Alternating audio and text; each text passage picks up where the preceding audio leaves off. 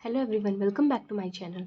इस वीडियो में हम डिस्कस करेंगे कि हमारा हाइड्रोसिफिलिस क्या है एंड इसके कॉजेस क्या रहते हैं। ठीक है, तो सबसे पहले बात करते हैं कि हाइड्रोसिफिलिस है क्या। हाइड्रोसिफिलिस होता है हमारा excessive amount of CSF in cranial cavity या ब्रेन। ठीक है, जो हमारा हमने लास्ट लेक्चर्स में भी पढ़ा था कि जो हमारा सीएसएफ का प्रोडक्शन होता है वो हमारा स्टेबल रहता है। ठीक है, एक पर्टिकुलर अमाउंट हमारा क्या होता है बनता रहता है स्टेबल मैनर में, एंड साथ ही साथ वो हमारा क्या होता है एरेक्नॉइड विलाई के थ्रू एब्जॉर्ब होता रहता है। ठीक है, तो हमारा हाइड्रोसिफिलिस जब हमारा नॉर्मल जो अमाउंट है सीएसएफ का उससे ज़्यादा हो जाएगा क्रेनियल कैविटी में या ब्रेन में, तो उस कंडीशन को हम हाइड्रोसिफिलिस कहेंगे। ठीक है, तो उसके कॉज हमारे क्या क्या हो सकते हैं। ठीक है, तो सबसे पहले हम एक बार ये देख लेते हैं जो हमारा सीएसएफ का सर्कुलेशन था वो किस तरीके से होता था। ठीक है, हमने देखा था कि जो हमारा सीएसएफ था वो हमारा कोरॉइड प्लेक्सस के थ्रू यहाँ पर बनता था।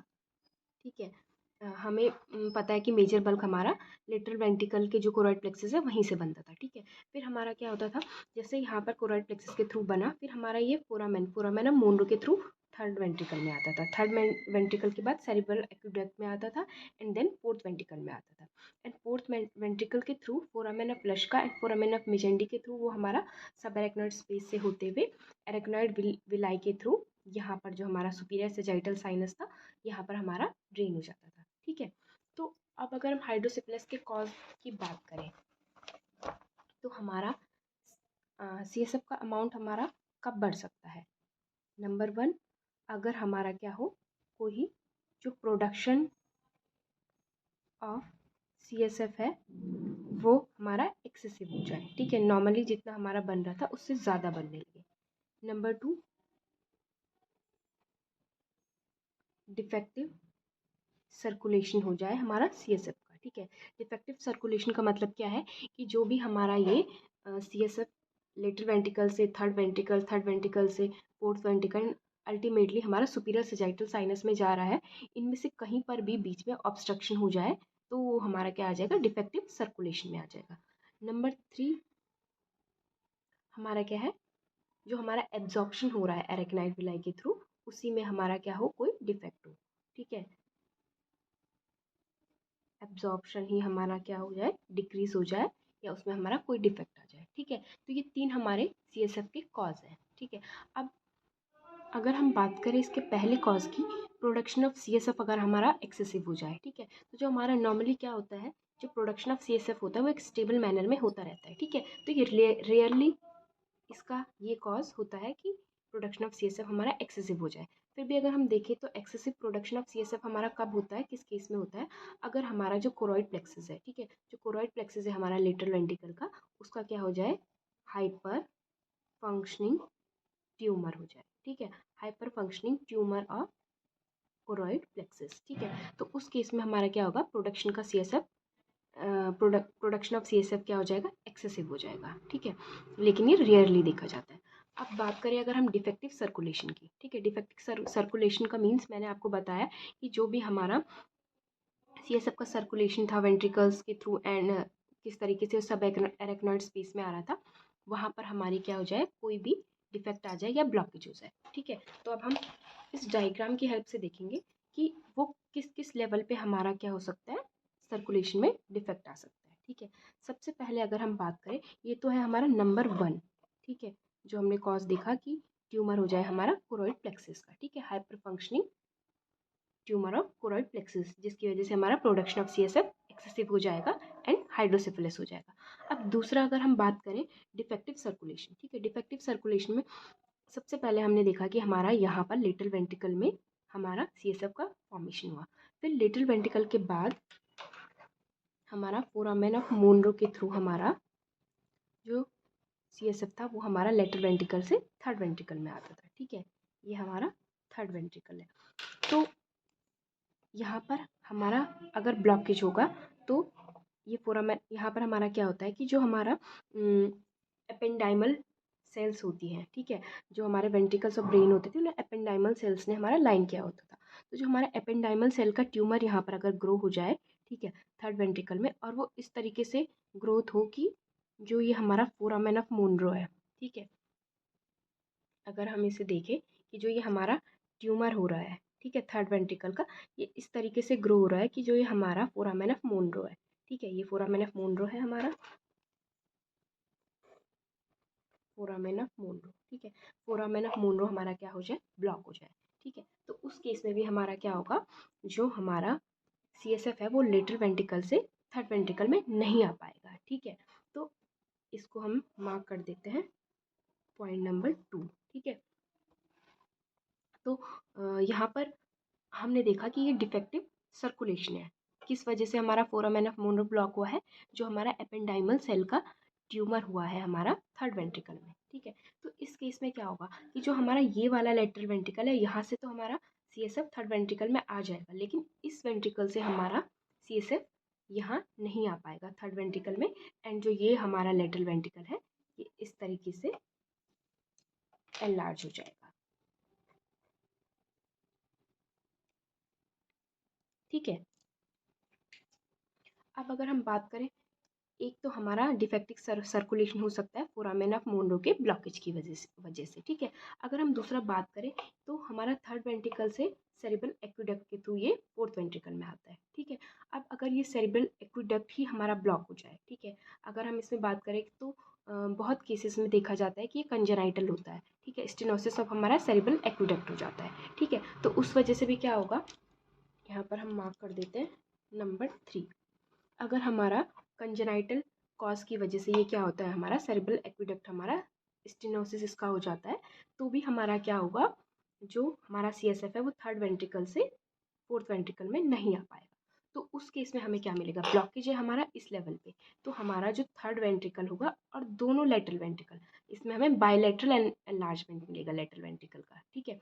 यहाँ पर जब ब्लॉकेज हो रहा था, एक नंबर 2 वाली अगर हम केस की बात करें, तो हमें एक ही साइड का, जिस साइड ये ब्लॉक हो रहा था, यही वाला लेटरल वेंट्रिकल का एनलार्जमेंट मिलेगा, ठीक है। अगर लेकिन सेरिब्रल एक्विडक्ट पॉइंट नंबर 3 पे हमारा ब्लॉकेज होता है, तो हमें लेटरल वेंट्रिकल बायलैटरली एनलार्ज मिलेंगे एंड थर्ड वेंट्रिकल का भी हमें एनलार्जमेंट मिलेगा, ठीक है। अब अगर हम बात करें पॉइंट नंबर 4 की, ठीक है, तो पॉइंट नंबर 4 हम आ गए अब किस में, फोर्थ वेंट्रिकल में। तो फोर्थ वेंट्रिकल के थ्रू जो हमारा CSF था वो सब एरेक्नॉइड स्पेस में कैसे जाता था, ठीक है।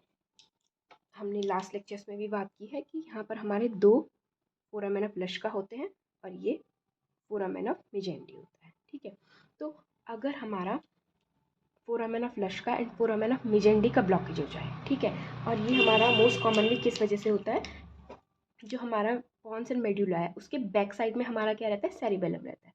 अगर हमारा कोई भी ट्यूमर होगा सेरिबेलम का और वो हमारा इनमें से किसी भी फोरामेन को ब्लॉक करता है, चाहे लश्का को या मिजेंडी को, तो हमारा उससे क्या होगा, जो हमारा CSF था वो फोर्थ वेंट्रिकल से सब एरेक्नॉइड स्पेस में नहीं जा पाएगा, ठीक है। तो ये हमारा हो गया पॉइंट नंबर 4, ठीक है। तो इस तरीके से हम देख रहे हैं कि किसी भी लेवल पे हमारा जो ड्रेनेज है वहाँ पर अगर कोई भी प्रॉब्लम हो रही है, किसी भी वजह से ब्लॉकेज हो रहा है, तो हमारा जो CSF है वो हमारा क्या है, सर्कुलेट नहीं हो पा रहा है, ठीक है। और यहाँ पर अगर हमारा ब्लॉकेज होगा तो हमें उस केस में क्या मिलेगा, दोनों लेटरल वेंट्रिकल भी एनलार्ज मिलेंगे, थर्ड वेंट्रिकल भी, एंड हमारा क्या होगा, ये फोर्थ वेंट्रिकल भी हमारा एनलार्ज हो जाएगा, ठीक है। पूरा हमारा ये वेंट्रिकल सिस्टम क्या हो जाएगा, एनलार्ज हो जाएगा, ठीक है। अब अगर हम बात करें, ये तो थी वेंट्रिकल्स की बात, ठीक है।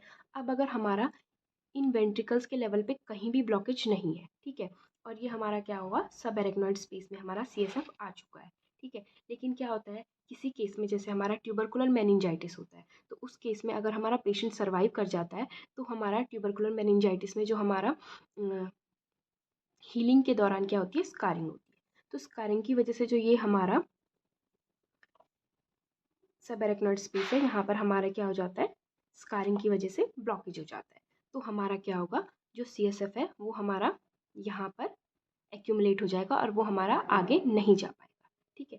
तो ये हमारा हो गया पॉइंट नंबर 5।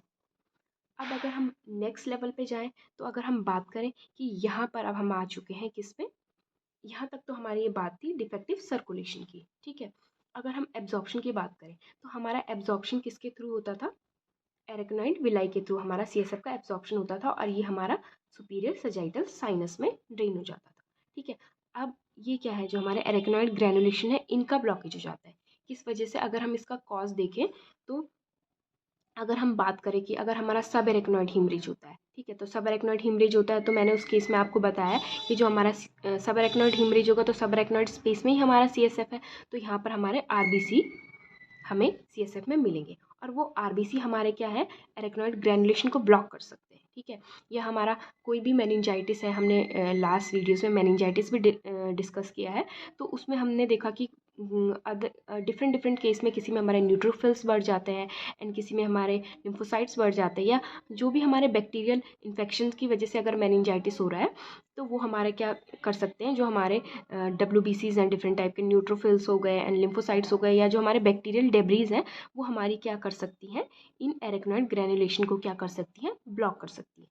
तो उस केस में हमारा क्या होगा, यहाँ से एब्जॉर्प्शन अच्छे से नहीं हो पाएगा और हमारा CSF क्या होगा, ये वेंट्रिकल्स एंड सब एरेक्नॉइड स्पेस में ही हमें ज़्यादा दिखेगा, ठीक है। तो ये है हमारा पॉइंट नंबर 6। अब अगर हम बात करें तो जो हमारा CSF होता है वो अल्टीमेटली जाता कहाँ है, ठीक है। सुपीरियर सजाइटल साइनस के बाद वो हमारा क्या होता है, अगर हम डिटेल में साइनसेस की बात करें तो सुपीरियर सजाइटल साइनस के बाद वो हमारा जाता है किस में, कॉन्फ्लुएंस ऑफ साइनस के साइनस में जाके वो हमारा क्या होता है, ट्रांसफर साइनस में जाता है एंड देन सिग्मॉइड साइनस में जाता है एंड अल्टीमेटली वो हमारा इंटरनल जुगुलर वेन में हमारा ड्रेन हो जाता है, ठीक है। तो अगर हम बात करें यहाँ पर ड्रेन होने के बाद हमारा इंटरनल जुगुलर वेन में अल्टीमेटली हमारा ये ड्रेन हो जाता है। तो अगर हमारा क्या होगा, इंटरनल पॉइंट नंबर 7 मैं यहाँ पर साइड में लिख रही हूँ कि अगर हमारा इंटरनल जुगुलर वेन का ब्लॉकेज होगा तो भी हमारा हाइड्रोसेफेलस हो सकता है, ठीक है। तो ये थे हमारे वो पॉइंट्स जहाँ पर अगर हमारा क्या हो रहा है, डिफेक्टिव सर्कुलेशन हो रहा है या एब्जॉर्प्शन में डिफेक्ट आ रहा है, किस वजह से हमारा क्या हो रहा है, CSF का अमाउंट हमारा ब्रेन में बढ़ रहा है, ठीक है। नेक्स्ट वीडियो में हम अच्छे से इसको क्लासीफाई करके लिखेंगे कि जो हमारा हाइड्रोसेफेलस है उसको हम किस तरीके से क्लासीफाई कर सकते हैं, ठीक है। अगर आपको मेरा ये वीडियो पसंद आया हो तो लाइक करें, शेयर करें एंड मेरे चैनल को सब्सक्राइब करें। Thanks for watching.